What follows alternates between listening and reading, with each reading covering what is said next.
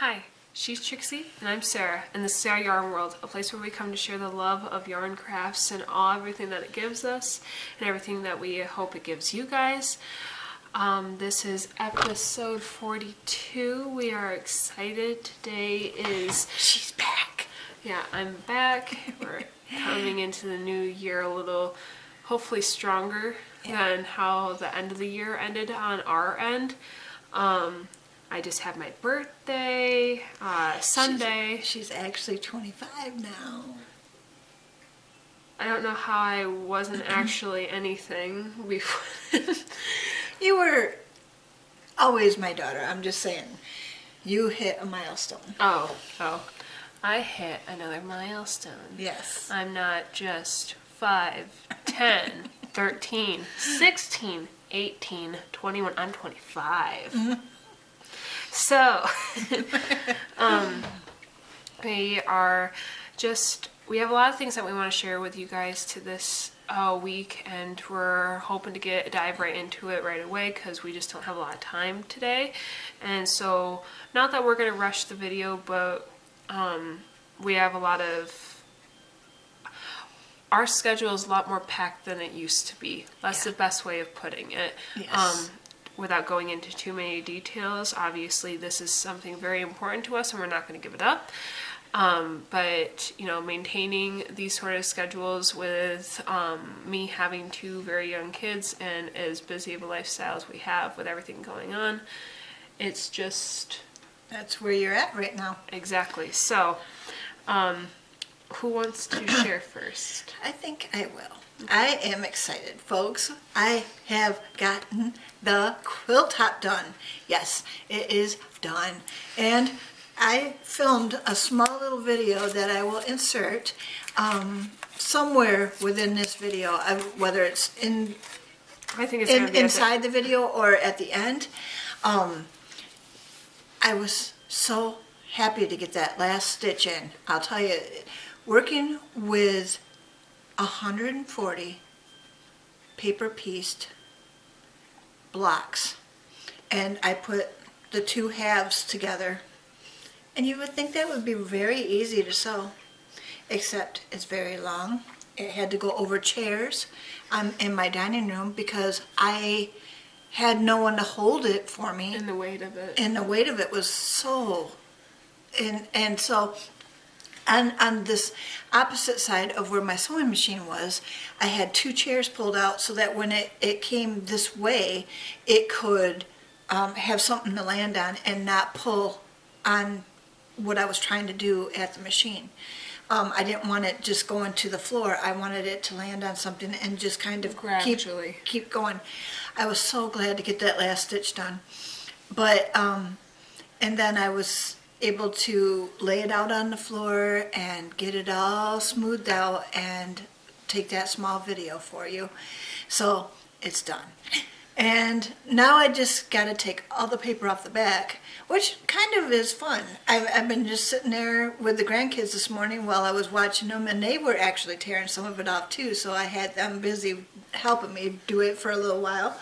But, they get bored easy, and went running off, and I just continued to keep piling the little papers, in the garbage. The second thing is I gave the green-blue Afghan to our nephew's wife, and she was so appreciative of it. She's trying to get over COVID right now, and she just like, oh, you got it done, I'm so grateful. And so, it's so nice to see someone's face when they receive something that you made. And I was able last night, on top of getting the quilt top done, to get this blue and white mandala one. It took 3 of the mandala spirit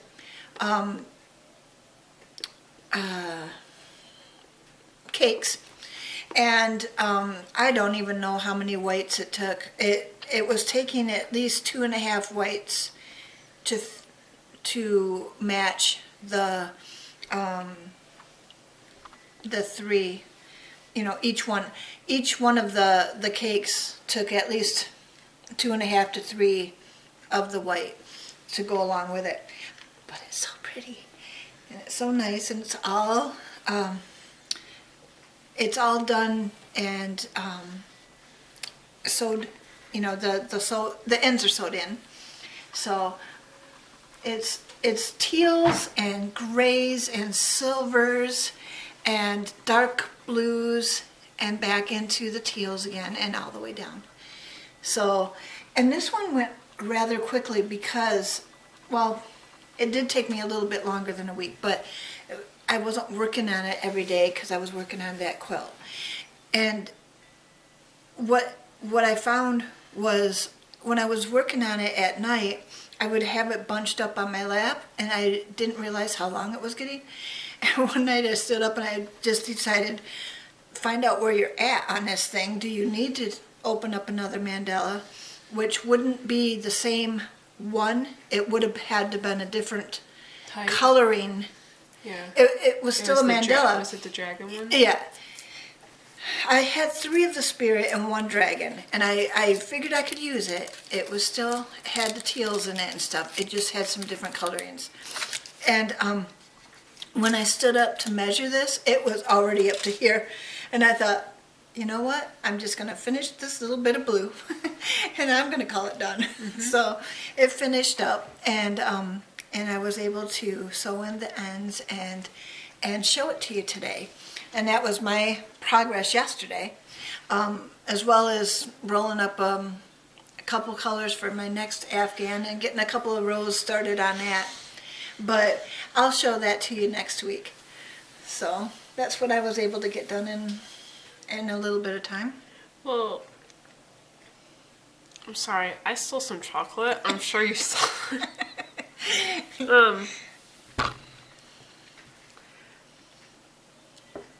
To confirm, we made a video last week. Yes. Okay, so you had updated them on your progress over that break that we took over Christmas. Yes, and I told them, that you meant to be here last week, but that snowstorm came through and you just weren't able to drive. Mm-hmm. So we are finally in weather that we can drive in. It's still very icy out, but at least we can, the roads are clear. The fields are full of ice. We have a field right next to us, and it's full of ice. I ended up driving that day. I ended up going to my appointment, so. Oh, gosh. It was whiteout conditions. That's what living up in the north is like. But, just for any of those that have followed us for a while, for the progress on the Christmas gifts that I was going to have done for my nephews, the Link, the Godzilla, and the Yoda, that is going to come back. Like I have premised before, I can't really say in too much detail what's going on just because I don't have answers. And normally we're pretty transparent on the channel, and I don't want to change that now, but this is just some sensitive stuff. And I don't want to come off rude or inconsiderate about everyone involved.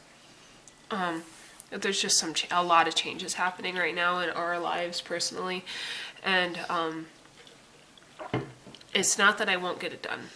It's just that had to take back burner to things that end up becoming much more a part of my attention and much more priority in my life.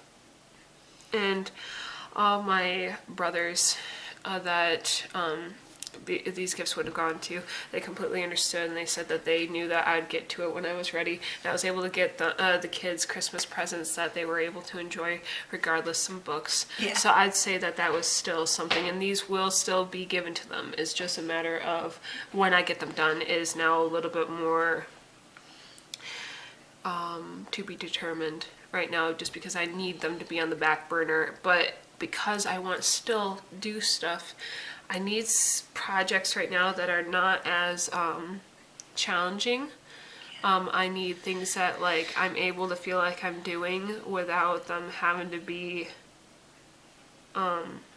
too overly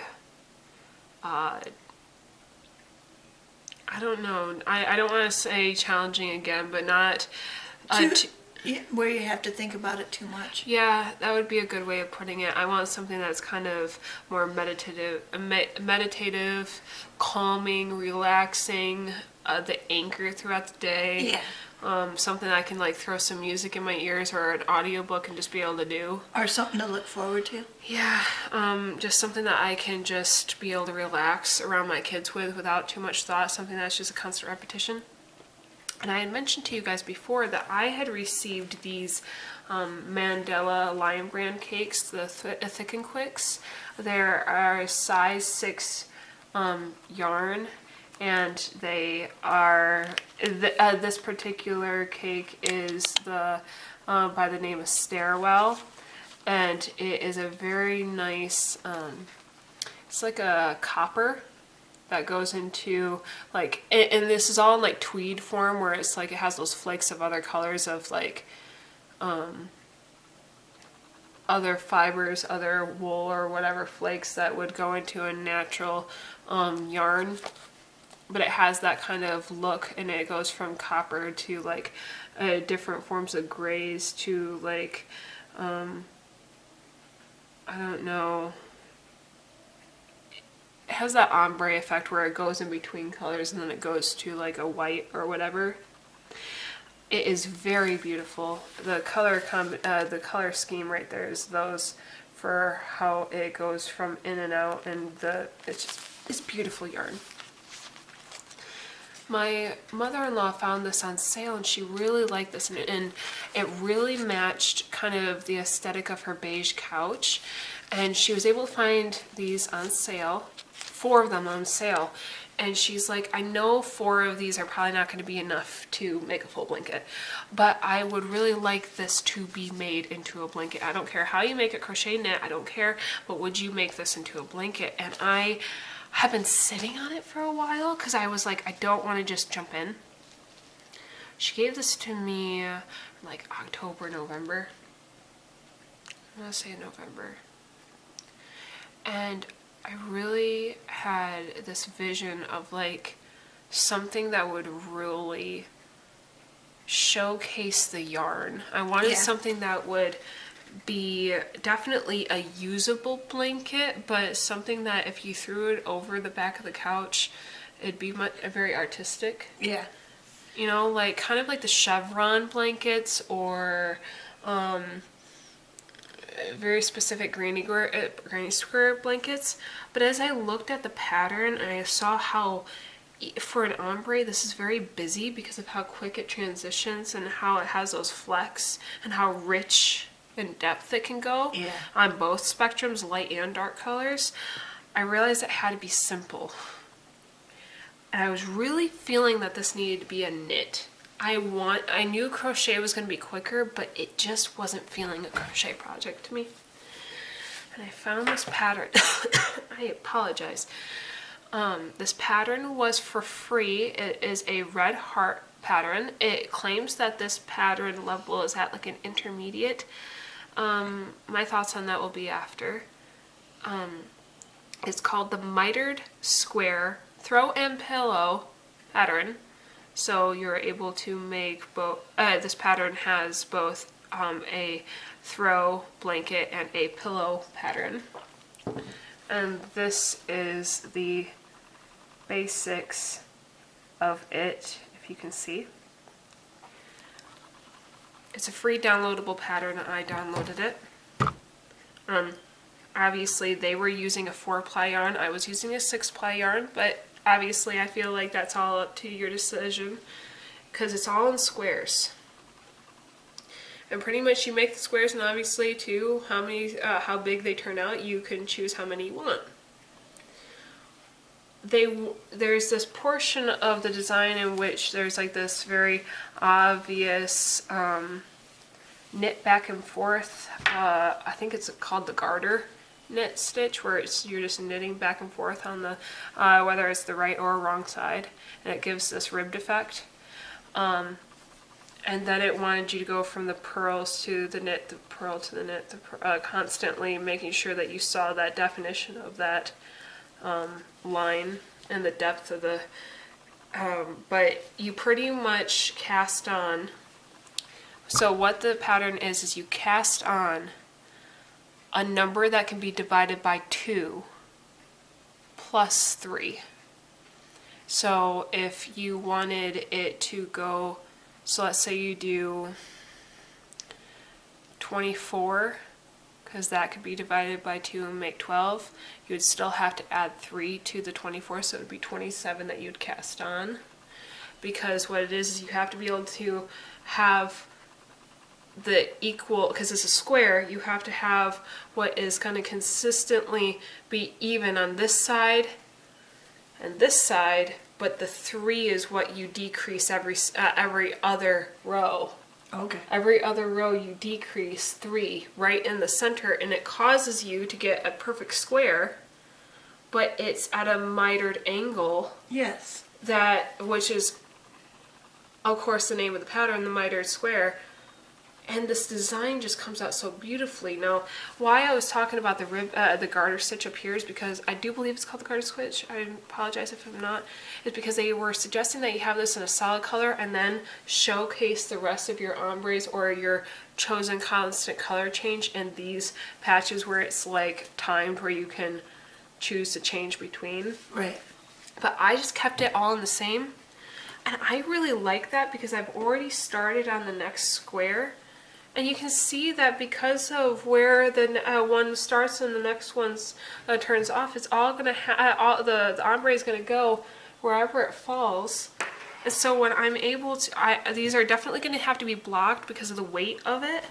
You can see that this is kind of a much more narrow point than these other ones are, much more better squared off. So these will all have to be blocked. Not that most knitting doesn't have to be blocked anyway, but that's true. Just because of the weight of the yarn and how it was being knitted, it's just going to need that sort of care. Unless I just haven't read into the pattern far enough to know how you're supposed to finish it off, because I tend to have that habit. But I'm doing this, and I like that I can just cast on and go for it. It's really rather calming. And rather just, once you get the knack of what it's asking you to do, you really can just go on autopilot because it's every other row repeat for the most part. And you either go from choosing to stay at a knit every row, or you choose to do that pattern. But even that pattern is very easy to like, you get accustomed to it. You don't have to continuously look at the pattern. What kind of needles are you using? Oh, I did the size needles that this yarn needed for. I wanted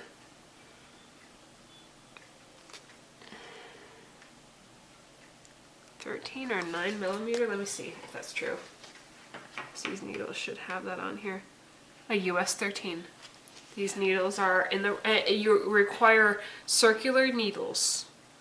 And the yarn that I'm using requires a US 13 size needle in the round. Which is really neat because I've never really used circular needles before, but look at how beautiful that turned out. Mm-hmm.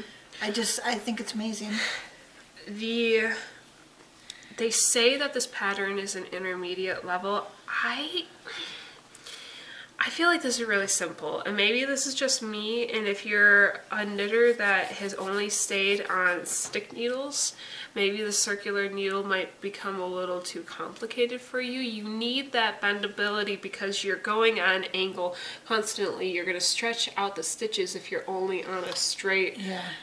With taking that decrease at the center, you have to have that ability to let the stitches fall where they may, so that you have the grace of the square turning out the way you want it to. And I think a lot of people are going to the circular needles nowadays, so it's a little bit more forgiving because you have the needles that are straightforward needles, and those are really nice, but there's constantly a fear of stitches falling off. Yeah.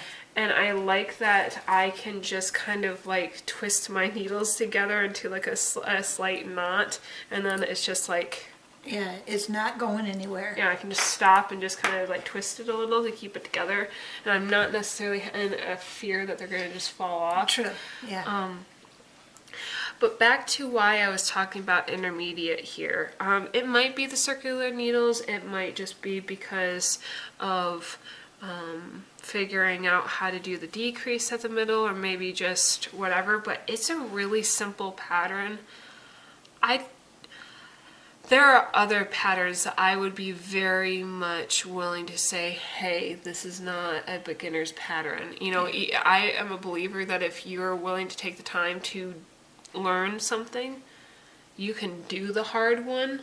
Right. You can like do the hard pattern as long as you're dedicated to it. You know what I mean? Like, yeah. If you're dedicated to doing it, even if you're a beginner, you're going to finish it. It just is more of a matter of how long it's going to take you compared to someone who's more experienced. I would take a lot longer to do this than she would, because she knows how to do it better than I do. But that doesn't mean that you're incapable of doing it. No, it just means that it would take me longer. I would say anyone that knows how to do the basic knit and purl stitch and just knows how to knit two together and PSSO, which is you slip a stitch. The way that they did the decrease is you slip a stitch, you then knit the following two together, and then you pass over that slip stitch over onto the other one, so that all three of them were decreased at the same point. Okay. But because it's easier than knitting three together, they just have you do it that way. Right. It's not that complicated, and it's a really just satisfying project. And these blocks are gorgeous. They are. The color combination is really pretty. And I'm really excited because of how big they turned out, because this really did not take me that long at all. Like, this took me literally less than a day, like maybe a day. And if I can just do a block a day, if I can just keep up with the purchase of the yarn, because these skeins are not found in store. We went to our local Joann's and they do not have them in warehouse. They don't have them anywhere. They were done. That's why they were on clearance. And this was at like a Walmart that she found these. Yeah, in And Texas. Joann's, they're gone. So they are, I'm guessing obviously the Line Brand's going to have their own yarn if you want to order from there. But I was able to find them on Amazon for $8.99, and so but they only have them in the single bundle, so I have to buy them all individual, because Line Brand normally has you want to buy this single or do you want to buy this in a triple pack. This did not come in a triple pack, so but you know, the only issue is that when I did this square, it took a one full skein and part of another. And right now, working on the second one, I'm going to determine whether the rest of that skein and going into having a one full skein being worked on right now, if these blocks are only a skein and a half worth of yarn, I can then have the vision of how much I will have to buy in worth of yarn to be able to finish this project in the size I want to be able to do it in. And then be able to, obviously, I have to border them after I block them and sew them together. So this will be a journey. I don't think she's going to want pillows for this. She said very specifically she just wanted a blanket. So this will be something that I'm hoping to maintain and keep up with as long as we still have money to, you know, purchase yarn as consistently as possible. This is something I will be sharing with you as I'm working on it. Right now, this is what I plan to bring to the table. And I think with that, we can go into our scripture. So, the scripture that I chose this before last week's video, but I knew that my word was going to be hope, and so I was looking up all those scriptures for hope, and then I found the one that I wanted to memorize for the year. But this one was in that group, and I just thought maybe you guys could glean from it what you will. And so it says, having hope will give you courage. You will be protected and will rest in safety. And that's found in Job 11:18 in the New Living Translation. Having hope will give you courage. you will be protected and will rest in safety. I think that is very, encouraging. yeah, very, very encouraging with that. It's going to give you courage. Having hope gives you courage, and it helps you to rest, and it helps to protect you. If you think about it, Jesus is hope. He is the hope of the world. He is the light of the world and the hope of the world. And so if you have hope, you got the courage, you've got the rest, you've got the protection, you've got everything that you need.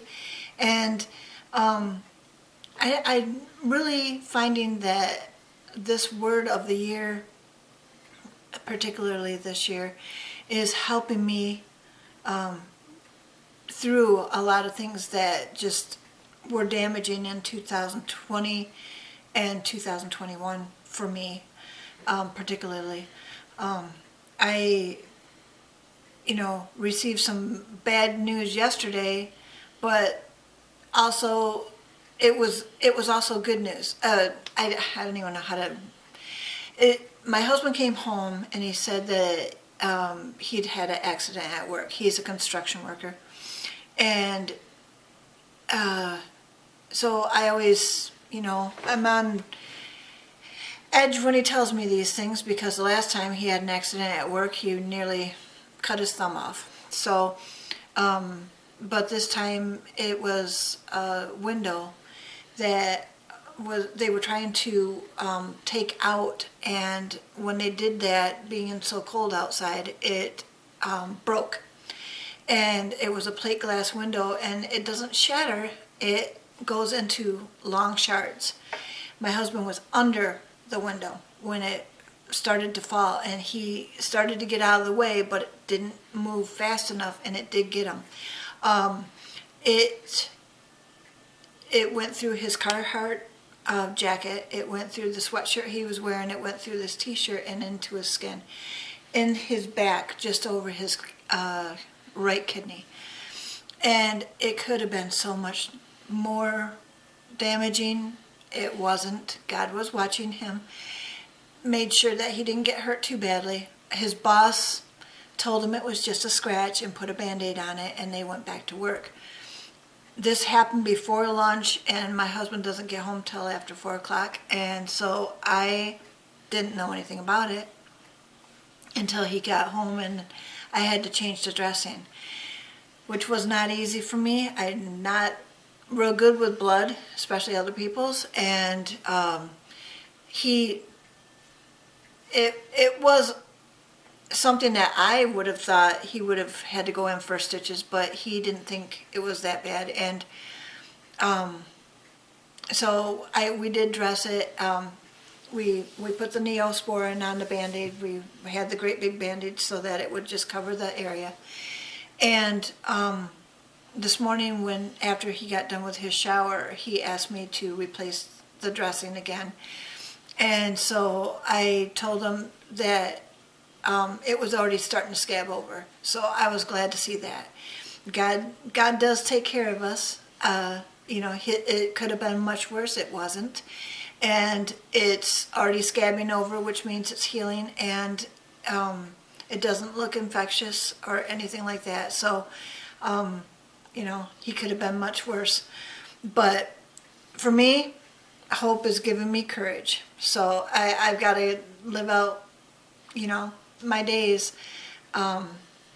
relying on what God can give me, and knowing that every day could be a tragedy, but it's not. It doesn't happen every day. But when it does, you have to go through it courageously. So. Well, I think of people that, when they believe in change, they believe in the possibility of a better future, they have to hold on to that hope that it will be, all of the change that they have to push through will be worth it. And so that hope gives them the courage to push forward. Yes. That if they strive for it, their reward will be on the other side. and to know that we have a God that is willing to protect and offer us rest and safety while we're working through those difficult times. Those few things that we have that stabilize us, that are our anchors in the storm. For me, it can be crafts, it can be listening to books, it can be music, my kids. God provides these abilities for us to have these anchors in the midst of the storm. Yeah. And realize when the storm is not worth our peace. You think about Jesus, there is this ability to know that just because the storm is happening does not mean that it should affect your ability to sleep. He literally slept on the boat. Mm-hmm. And when it was time for the storm to be done, he stood up, got out, and said, "Be still, be done." Yeah. And there's a courage in knowing that you can know that there is an end to what we strive for. And there is a reaping for hope that isn't always disappointment. And we are safe to be able to hope in things. Yeah. It's hard when it's so new and it's scary because it's untracked territory. But if you have God, you will have the ability to move forward if it is God's plan. He's not going to just have you do something with your life that you weren't ready for, right, or that you weren't built for. And if your life, it has predestination on some things, it will be evident and he will be able to make a way. Because he's either built you for the task or he's making a way to be able to get you ready for what's next to happen. Yeah. You just got to be willing to listen, because he's not a God that will leave you unprepared. Right. That's a choice you make. That's how I felt yesterday. The news hit me kind of hard, but I was there to help him at the time that he needed it. And when you can step past yourself and step into the will of God to help others and to do what you need to do at the time that you need to do it, you can get past just about anything, because you can do anything because you've got God within you helping you out. Mm-hmm. So we hope that you guys have a very good rest of your day. We are super happy to be back and starting our new year of 2022 with all of you. Yeah. We are excited for all your comments, yes, all that you have to share with us, because they have been nothing but an encouragement and a blessing to us. Yes. Now that you guys are starting to comment much more regularly on our videos. We're so thankful for that. And we just encourage you to keep coming. Just let us know. We're currently just working on blankets, or and that's been just a comfort, a project for you. Is there any sort of knitting and or crochet or yarn or thread crafting, even quilting patterns or designs or projects in general that you go to as a staple of hey, right now I just need something that is going to be simple and easy? My mom is Scrappy Blankets, and me, I guess it's these sort of simple square by square projects or whatever. Is there anything that you guys do that is a staple for you when you just have nothing else to do, or you're just trying to have something as a calming project to do while you're watching YouTube, watching your movie, listening to a book, or just chilling? Yeah, what do you do? What do you do? Where is your go-to pattern? Yeah. We would love to know. Share with us. We're gonna be. We would be very, very curious to know what all of you do when you are in a pickle. Yeah. Well, on that note, we're gonna say goodbye. We love you all, and we hope that you have a blessed rest of your week. Until next time, We love you all, and again, we hope that you stitch your way to mental health. Here's the quilt top, all completed, all 140 blocks, put into groups of 4. And I had to do 35 of the golden lace. I'm trying to find it.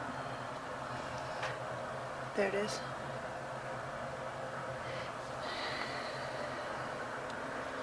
A lot of work, but the top is done. Thank you, Lord, for helping me get through that struggle.